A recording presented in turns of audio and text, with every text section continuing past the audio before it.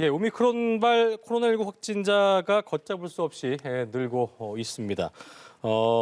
설 연휴 전국적인 이동 여파가 본격화하면서 확진자 증가세는 더욱 가파라질 것으로 예상이 되고 있는데요. 최근 더 우려가 커지고 있는 코로나19 상황을 전문가와 함께 짚어보겠습니다. 백순영 가톨릭대 의대 명예교수 자리했습니다. 어서 오십시오. 예, 안녕하세요. 예. 자, 신규 확진자 수가 저희가 방금 전에 보도를 해드렸습니다만 3만 명을 넘겼고 훌쩍 넘겼습니다. 예. 예, 3만 명 넘길 거로 어저께도 생각은 했었는데 3만 6천 명 굉장히 많습니다. 그렇습니다. 전일 대비 8,919명이 늘어났는데요. 일주일 전 29일에는 17,526명, 2주일 전 22일에는 7,009명입니다. 일주일에 2배씩 늘어난 꼴이고요. 다만 위중증 환자는 12명이 늘었어요. 최근에 계속 줄다가 12명 는 거는 확진자 수의 증가에 비례해서는 상당히 적은 편이긴 한데 하여튼 늘은 상황이고요. 네. 사망도 22명으로 상당히 안정적으로 사망률이 최근에 굉장히 많이 떨어지고 있습니다. 그렇습니다. 즉 분모가 커지다 보니까 하루에 0.03% 떨어져서 0.03% 떨어진 상황에서 0.70 누적 사망률입니다. 그렇기 때문에 지금 상황으로 봐서는 위중증 환자 사망률은 상당히 안정적으로 보이고 있기 때문에 확진자 수는 굉장히 많아지고 있지만 이 재택 치료 또 우리 유행의 좀 관리 이런 것들만 잘한다면은 실제로 이 확진자 수는 큰 의미가 없어질 수도 있습니다만은 아직까지는 우리가 좀 두려움이 있어서 좀 그 유행을 어느 정도는 억제해야 될 만한 상황으로 보입니다. 지금 말씀하신 것처럼 확진자 증가폭이 매주 2배가량 급증하고 있는 거기 때문에 어쨌든 위중증 환자와 사망자가 크게 급증하지 않는다는 점은 다행이어서 지금 말씀하신 것처럼 오미크론으로 인한 이 확진자 증가세는 큰 의미가 없을 수도 있다 하셨지만 그래도 어쨌든 확진자가 느는 건 두려운 상황이고 그리고 또 지금 말씀하신 것처럼 이 속도가 지속될 경우에는 우리가 정점에 갔을 때 이렇게 상상은 참 하고 싶지는 않습니다만 어느 정도까지 교수님께서는 좀 예상을 그러니까 이게 하고 확진자 수가 늘어나는 것이 문제가 아니라요. 또 위중증화율이 아무리 낮다 하더라도 절대적인 수치는 늘어날 수밖에 없는 상황이기 때문에 지금은 이 숫자보다도 사실은 이 위중증 환자 사망자가 얼마나 안정적으로 유지되느냐가 훨씬 더 중요하거든요. 지금 이 속도로 늘어나서 계속 갈 것으로 보이지는 않지만 일단 우세종으로 된 이후에 지금은 90%가 넘어가서 오미크론이 지배종이 된 상황이거든요. 그렇게 해서 당분간 2배 정도 늘어난다 그러면은 2월 말까지 가면은 이제 이 증가세는 둔화할 것으로 보이기 때문에 한 10만 명 정도에서 아마 전후 그 최대치를 나타나면서 완만하게 감소를 할 것으로 보이지만 그 감소를 하더라도 이제 어느 정도 시기까지 갈 것이냐, 즉 우리 이 파고가 좀 낮으면서 길게 가는 것이 훨씬 더 우리 의료 체제에는 굉장히 도움이 되기는 하는데. 이 확진자 수가 너무 많이 늘어난다는 의미는 사실은 확진자뿐만 아니라 동거인 또 자가격리되는 밀접 접촉자들 이거 다 합치면은 우리 사회 전체의 기능이 좀 문제가 될 수가 있는 상황들이 있어요. 그래서 지금의 상황들이 그렇게 위험하지는 않지만 그렇다고 해서 또 이 유행을 억제하지 않는다 그러면 통제 불가능한 숫자까지 올라갈 가능성도 있어서 의료체제에 부담이 갈 수가 있어서 아직까지는 불확실한 부분이 많이 있습니다. 지금 보시는 시청자를 좀 위해 다시 한번 짚어보자면 0시 통계 기준으로 269명이었으니까 위중증 환자가 어제 257명에서 12명 는 거잖아요. 그러니까 그 비율상으로 봤을 때는 확진자의 수의 증가보다는 좀 덜하니까 이게 실제 위중증 환자와 치명률이 갈수록 좀 줄어들고 있는 거라고 좀 봐야 되나요? 그렇게 해석해야 되나요? 그렇죠. 위중증화율, 치명률 비율 자체로는 엄청 많이 줄어들고 있지만 이것이 중요하지 않다는 것이죠. 실제로는 그 절대수가 너무 빨리 올라간다면은 그것이 문제가 되는 것인데 또 이 치명률뿐만 아니라 이 위중증화율뿐만 아니라 입원 환자 비율도 너무 많이 늘어나면 안 됩니다. 그렇기 때문에 지금은 근데 오미크론은 그럴 가능성도 상당히 많이 있어요. 위중증까지는 가지 않지만 입원하는 환자들이 너무 많이 늘어난다면은 일반 병상이 부족할 상황이 나타날 수가 있기 때문에 이 부분들이 아직도 많이 불확실합니다. 그렇기 때문에 비율만의 문제가 아니고요. 0.1 이하로 떨어질 수도 있습니다. 치명률 같은 경우. 그렇지만 그것이 독감보다 안전하다고 할 수가 없는 것이 지금 우리가 이 방역을 하고 있기 때문에 이 치명률은 이 정도로 안정세가 될 수는 있는 것이지만 실제 중요한 건 절대적인 환자 수가 더 중요할 수가 있는 것이죠. 절대적인 입원 환자 수. 우리 예. 의료 체제가 유지 가능하냐 하는 이런 부분들이 의료 체제에서 문제가 될 수가 있고요. 전체 확진자 규모는 과연 우리가 그러면 자가 격리라든지 이런 것들을 어떻게 할 것이냐 하는 이런 방역 정책의 오미크론 대응에 관한 문제가 있을 수 있는 상황입니다. 아까 이제 말씀하시면서 너무 이게 확진자가 늘어나면 사회 기능적인 부분에 대한 문제도 얘기하셨는데 재택 치료 관리 여력도 좀 참 포화 상태에 이른 상태이기 때문에 지금 이게 재택 치료 환자가 이미 10만 명을 넘은 상태고 정부 입장에서는 재택 치료자 모니터링 횟수를 줄인 방법으로 뭐 15만 명까지는 뭐 감당 가능하다 밝혔는데 환자 관리 우려는 교수님께서 어떻게 좀 보고 계세요? 저는 이 부분은 좀 문제가 있다고 생각합니다. 그렇습니까? 지금 전국에 461개의 재택치료 관리기관에서 15만 명까지 관리할 수 있다 하고 있는데 이거는 확진자 전부를 지금 관리하는 것이거든요. 오늘처럼 이렇게 3만 6천 명씩 나온다면 이게 8, 90% 재택치료를 한다고 그러면은 하루에 3만 명 늘어나서 결국은 15만 명이라는 거 이 주말 사이에도 넘어갈 수 있는 상황이기 때문에 선택과 집중을 해야 되겠죠. 즉 고위험군들은 또 빨리 이 분류를 해서 이분들은 빨리 처방을 받을 수 있도록 하는 부분이 중요한 것이고요. 예. 사실 50세 미만이면서 예방 접종을 다 받았고 또 이 예방 접종뿐만 아니라 이 상황 자체가 안정한 사람들, 즉 기저 질환이 없는 정상적인 면역을 갖고 계신 분들인 경우에 있어서는 치료라는 개념이라기보다는 자가 격리 혹은 자가 재택 요양 이런 상황에서 이분들은 직접 이 자가 진단 앱에다가 올림으로 해서 자기 상황을 알려줄 수가 있고 만약에 이제 전화할 수 있는 콜센터가 원활히 돌아간다면은 그런 부분들의 환자들은 한 90% 이상 될 수밖에 없기 때문에 실제로 한 10% 정도만 중점적으로 관리를 하면서 증상 발현 이후 5일 이내에 빨리 처방을 할 수 있도록 즉 팍스로비드가 빨리 처방을 할 수 있도록 돼야 되는데 지금 제일 안 되는 부분들이 너무 많은 환자들을 관리하다 보니까 전체가 다 잘 안 되는 즉 지금은 선택과 집중을 해서 재택 치료도 관리를 해야 될 시기라고 봅니다. 예. 정부가 코로나19 고위험군을 중심으로 이게 계절 독감처럼 관리하려는 구상을 갖고 있는 것 같은데 이렇기 때문에 이제 중요시 되는 것이 코로나19 진단과 치료에 참여하는 동네 병의원의 역할인 것인데 이 부분은 뭐 어떻게 제 역할을 하지 못한다면은 또 지난해 단계적 일상 회복 이후처럼 상황이 좀 악화될 수도 있다는 우려도 있기 때문에 동네 병의원의 역할은 어떻게 좀 보고 계신지? 예, 지금 동네 병의원이 참여하지 않는다면 이 관리가 절대로 안 되겠죠. 안 되는 거죠. 많은 사람들이 이 확진되는 상황에서 어찌됐든 병원에서 진료를 받을 수 있는 상황이 되는데 지금 연휴 끝나면서 지정 의료기관을 많이 확보는 하고 있지만 실제로 이 참여하는 기관들은 초기에는 적어서 뭐 200개, 300개 정도 의료기관밖에 안 됐었기 때문에 아직은 참여가 좀 적고 또 이 세부 지침들 이 동네 병의원들에 있어서 환자들의 이 교차 감염이라든지 또는 여러 가지 진단이라든지 또는 치료하는 이 관리라든지 이런 것들의 전체적인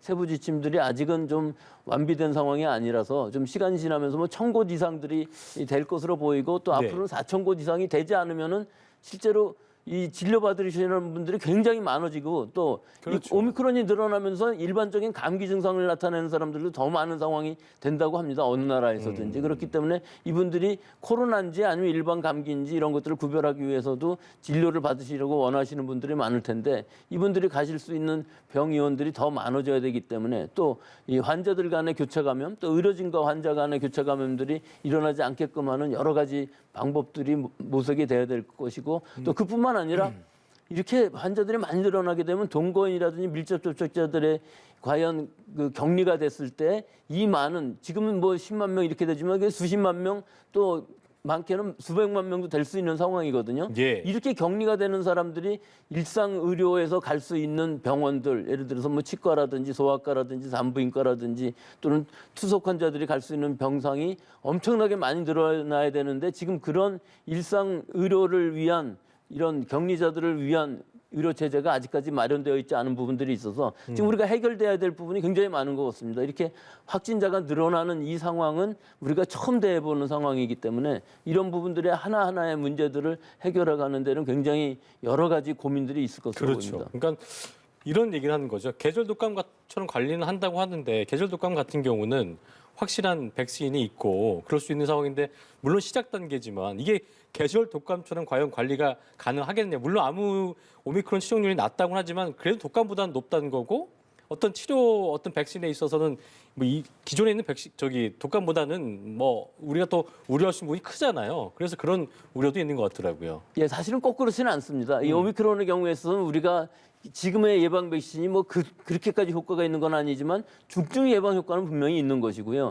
감염 예방 효과가 좀 떨어진다는 것뿐이기 때문에 확진자는 굉장히 많이 늘어날 수 있는데 예. 실제로 독감보다 좀 무서운 이유들은 고령층에서 감염되었을 경우 위중증 화율이 높다는 것하고 또 이 후유증이라는 것이 상당히 많아서 아직 기저질환자도 그렇고. 기저질환자도 그렇고 예. 굉장히 무서운 부분들이 분명히 있는 것이거든요.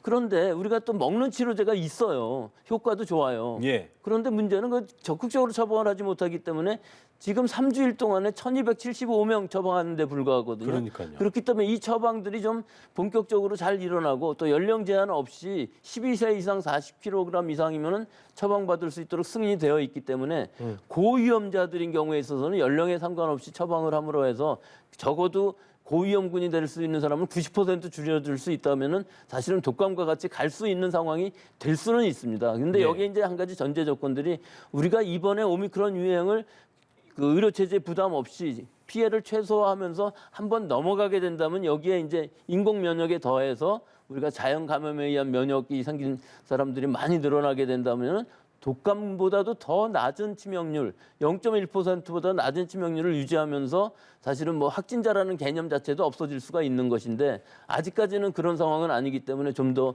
두고 봐야 되고 우리가 이 파고를 잘 넘어가야 되겠습니다. 예. 방금 전에 얘기하셔가지고 이따 좀 여쭤보려고 했는데 지금 여쭤보겠습니다. 중증 악화를 먹는 치료제 팍스로비드 투약 범위가 좀 늘어나고 있는 상황에서 저희가 먼저 이제 그 보도가 됐었던 머크사의 몰누피라비르 이거는 좀 보건당국 문턱을 넘지 못하던데 어떤 게 문제인 겁니까? 이건요? 우선 효과 면에서 증상 발현 후 5일 이내에 투여를 하면은 30% 정도 효과가 있다고 그러는 데 비해서 이 팍스로비드 같은 경우는 88%니까 뭐 훨씬 높군요. 3배 정도 높죠. 네. 값도 비쌉니다. 700불 정도 하기 때문에 80만 원 정도 되는 데 비해서 이 팍스로비드는 한 60만 원, 500불 정도 되는 거예요. 가격은 싸고 훨씬 가격은 높은 싸고 거네요. 효과는 별로 높은 없는 거고. 데다가 또 부작용이 수도 있습니다. 이 작용 기전상 이 몰누피라비르라는 약은 암이라든지 기형을 뭐 안 일으킨다고 할 수가 없기 때문에 물론 경구 치료제이기 때문에 실제로 승인돼 갖고 일본이라든지 영국이라든지 여러 나라들이 사용을 하고 있습니다만은 그런 이슈가 남아 있기 때문에 만약에 적극적으로 처방을 하지 못하기 때문에 지금 3주일 동안에 1,275명 처방하는데 불과하거든요. 그러니까요. 그렇기 때문에 이 처방들이 좀 본격적으로 잘 일어나고 또 연령 제한 없이 12세 이상 40kg 이상이면은 처방받을 수 있도록 승인이 되어 있기 때문에 고위험자들인 경우에 있어서는 연령에 상관없이 처방을 함으로 해서 적어도 고위험군이 될 수 있는 사람은 90% 줄여줄 수 있다면은 사실은 독감과 같이 갈 수 있는 상황이 될 수는 있습니다. 근데 네. 여기에 이제 한 가지 전제 조건들이 우리가 이번에 오미크론 유행을 그 의료 체제 부담 없이 피해를 최소화하면서 한번 넘어가게 된다면 여기에 이제 인공 면역에 더해서 우리가 자연 감염에 의한 면역이 생긴 사람들이 많이 늘어나게 된다면 독감보다도 더 낮은 치명률, 0.1%보다 낮은 치명률을 유지하면서 사실은 뭐 확진자라는 개념 자체도 없어질 수가 있는 것인데 아직까지는 그런 상황은 아니기 때문에 좀 더 두고 봐야 되고 우리가 이 파고를 잘 넘어가야 되겠습니다. 예. 방금 전에 얘기하셔가지고 이따 좀 여쭤보려고 했는데 지금 여쭤보겠습니다. 중증 악화를 먹는 치료제 팍스로비드 투약 범위가 좀 늘어나고 있는 상황에서 저희가 먼저 이제 그 보도가 됐었던 머크사의 몰누피라비르 이거는 좀 보건당국 문턱을 넘지 못하던데 어떤 게 문제인 겁니까? 이건요?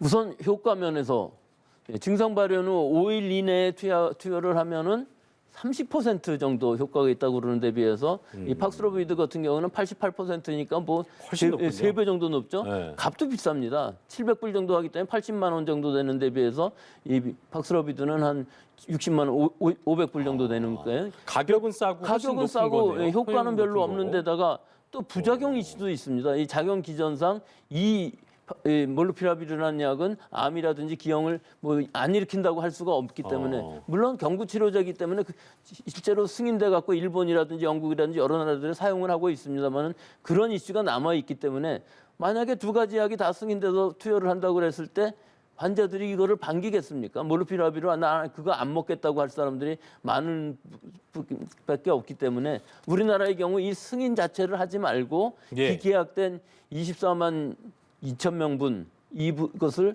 그냥 계약 자체를 해지하면서 돈을 내지 않는 네. 즉 이런 상황이 훨씬 더 좋을 것으로 보이기 그럼 때문에 승인 못 받을 수도 있는 거예요. 그 승인을 이제 식약처에서 승인하지 않으면은 계약 조건에 아마 그게 있다고 합니다. 승인을 받지 그래요? 못할 경우에는 계약을 해지할 수 있기 때문에 오히려 이 비싼 약을 계약하지 말고 이것을 그치. 오히려 팍스러비드 쪽으로 돌리는 것이 네. 훨씬 더 우리 효율성 국민들 측면에서 입장에서는 낫다? 좋을 것으로 보입니다. 알겠습니다. 이것 자가 검사 키트 요거 보니까 또 예전에 마스크 초반에 없었던 것처럼 지금 굉장히 동일한 상태라고 하도 뭐 약국도 그렇고 온라인에서는 키트 입고가 지연되는 현상도 발생하고 있다고 하고 또 일부 온라인에서는 막 가격이 또 막 천차만별 달려갔고 또 당국에서 그걸 또 모니터링하는 것 같던데 이게 이제 식약처에서는 충분히 할 수 있게 확보하겠다고 얘기는 했었는데 이 부분은 어떻게 좀 바라보고 계세요? 이건 식약처의 문제는 사실 아닌 것으로 보입니다. 식약처에서는 세 회사를 승인을 했고 지금 국내에서 유통되고 있는데 이 수급의 문제겠죠. 유통의 문제겠죠. 개수가 상당히 좀 뭐 충분히 할 수 있을 것 같은 그렇죠. 이게 개수더라고요. 충분히 생산량은 네. 있는데 이것이 공급 과정에서 유통 과정에서 제대로 안 돌아가는 부분들이 분명히 있고요. 또 하나는 이 공급량이 모자란다 그러면 사실은 해외 수출 물량도 이 세 개 회사에 있는 게 굉장히 많거든요. 그렇군요. 이것을 쓸 수도 있고 또 하나는 10개 회사 이상이 지난 2년간에 계속 승인 신청을 하고 있는데 거의 같은 품질인데도 승인을 못 받은 회사들이 굉장히 많이 있거든요. 네. 지금이라도 승인을 한다 그러면 공급량은 얼마든지 늘릴 수 있는 부분이기 때문에 이 부분들은 방역 당국에서 수급 조절 또 수요 예측들을 잘 하셔갖고 승인을 한다면 큰 문제는 없을 것으로 보이고 동급의 품질이 보장이 되기 때문에 우리나라가 뭐 세계적으로 이 신속 진단 키트에 있어서는 세계적인 물량을 공급하고 있는 상황이기 때문에 이 물량은 큰 문제는 없을 것으로 보입니다. 알겠습니다. 자, 오미크론 정점 지나고 있는 덴마크, 노르웨이 같은 경우에는 최근 방역 제한을 좀 뭐 대거 해제하기도 했고 완화를 하면서 이른바 집단 면역 시험에 들어갔는데 아직 우리나라에서 이게 적용하기 좀 어려운 상황인 거죠. 이게 집단 면역 시험이라기보다는요. 집단 면역을 이루는데 피해를 감수하면서 하는 거죠. 덴마크 같은 경우 580 예전에 스웨덴에 있었던 그런 그렇죠. 그거 건가요? 성공하지 못했거든요. 못했죠. 덴마크 같은 경우 580만 명 정도가 인구인데 5만 명 가까이 나오고 있거든요. 우리로 치면 한 40만 명 이상이 감염된다는 얘기인데 여기에 의료 체제가 어느 정도 유지가 되기 때문에 일단은 이걸 감수하면서 위험을 감수하면서 사회 경제적인 피해를 줄여보겠다는 뜻이기 때문에 우리나라에서는 이거는 불가능합니다. 일단은 우리는 통제를 하면서 유행의 규모를 줄이는 거 뭐 어느 정도 10만 명 이상까지 가겠지만 이 단위 자체가 다르지 않습니까? 그렇죠. 이런 단위까지 가지 않게끔 하면서 좀 길게 가겠다. 즉 그 단위에 가면 그럼 해도 되는 겁니까? 그 된다고 그때는요? 생각합니다. 네. 이런 나라들은 우리로 치면 50만 명씩 감염된다 그러면은 사실은 인공 면역에 더해서 이 자연 면역이 많이 생기는 거거든요. 그렇군요. 특히 미접종자들 같은 경우에는 이렇게 감염됐을 경우 면역이 생기기 때문에 자연 면역에 가까워지긴 하지만 우리나라 같은 경우는 뭐 10만 명 이상 넘어간다 할지라도 어느 정도 수준에서 즉 위중증 환자가 뭐 한 1,000명 수준에서 계속 유지된다면은 증가하는 추세라도 일단 방역 완화를 하고 단계적 일상 회복도 갈 수 있다고 보지만 시기적으로는 아마 그 언제가 될지 우리는 좀 길게 가기 때문에요. 하지만 방역 당국에서 결심하기 따라서는 확진자가 증가 추세에 있을 때에도 지금의 방역보다는 더 완화할 수 있는 즉 사적 모임 인원 제한이라든지 뭐 시간이라든지 단계적으로 완화하는 과정은 충분히 갈 수 있을 것으로 보이기 때문에 네. 앞으로 한두 달이 고비이면서 그러겠네요. 방역 완화는 뭐 몇 주 안으로도 충분히 가능하다고 보기 때문에 일단 2주 정도를 지금의 현재 방역 체제를 유지하는 것이지만 그 2주 안에도 이 여러 가지 증가 추세라든지 여러 가지가 확실해진다면 아직 네. 확실하지 않기 때문에 이것을 유지하는 것이죠. 지금 당장이라도 완화할 수 있는데 이게 과연 얼마나 올라갈 것인지 그러니까요. 또 일반 병상들 같은 경우도 얼마나 부담이 갈 건지 일반 병상 지금 좀 많이 늘어나고 있거든요. 그렇죠. 그렇기 때문에 그 가동률 정도를 아직 다 확인할 수 없는 보면서 부분이기 때문에. 보면서 방역 완화는 충분히 가능하다고 봅니다. 예, 확진자의 앞으로의 정점 시기를 좀 지켜봐야 될 것 같습니다. 자, 지금까지 박순영 가톨릭대 의대 명예교수와 함께 이야기 나눠봤습니다. 오늘 말씀 고맙습니다.